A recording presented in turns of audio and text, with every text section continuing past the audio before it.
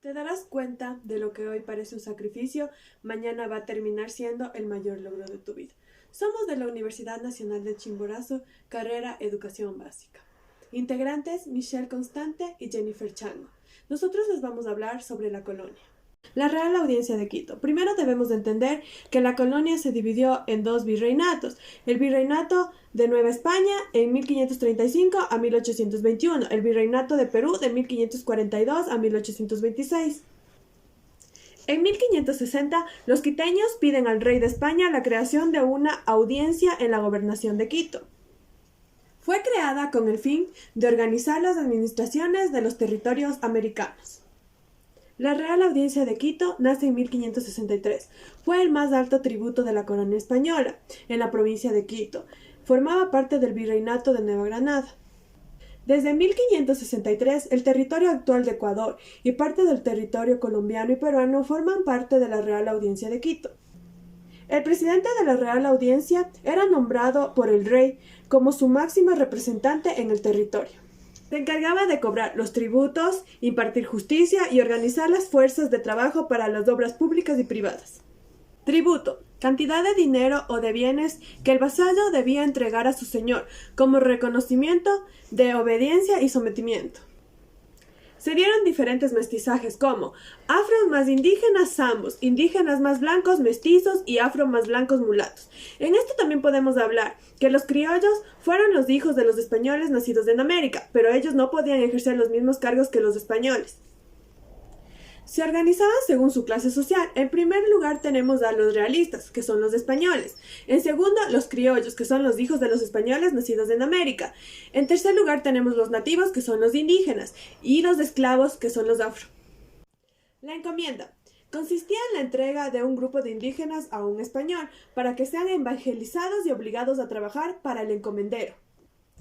Este contrato de la encomienda permitía a los encomenderos castigar físicamente a los indígenas cuando no respondían a sus exigencias. Trabajo forzoso en condiciones de explotación. Estos no recibían remuneración. La mita. Los trabajos indígenas se organizaron mediante la mita y los turnos. La mita era un sistema de origen incaico. Los españoles, mediante la mita, consiguieron la mano de obra de los indígenas y así construyeron las iglesias. Era un trabajo forzoso, un trabajo que esclavizaba, explotaban a los indígenas. En la comunidad indígena debían dar una parte de su población masculina de 18 a 50 años para que trabajen, sirvan a los invasores. Había un número de indígenas por comunidad que debían cumplir la mita. También podían decidir por cuánto tiempo los mitayos debían trabajar. Podía ser de 2 meses a 1 año. Por ejemplo, la mita minera. En la mita minera se trabajaba de 10 meses por cada año. La responsabilidad de los mitayos. Los mitayos debían cumplir de 12 a 14 horas laborables en condiciones infrahumanas.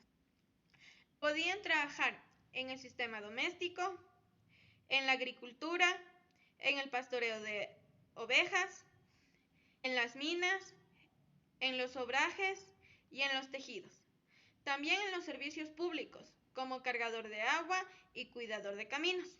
Las mitas más difíciles eran las mineras, ya que las condiciones de trabajo eran muy duras. Los obrajes. Gracias a la producción textil crearon los obrajes, que eran un sistema de producción de tejidos.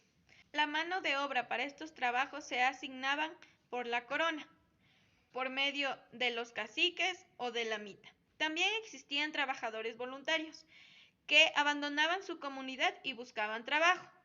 A estos se los conocía como forasteros. Los obrajes eran centros de trabajos forzados, con condiciones deplorables y jornadas muy largas. Las producciones se vendían a los mercados locales y se enviaban a Cartagena, a Panamá y principalmente a Potosí.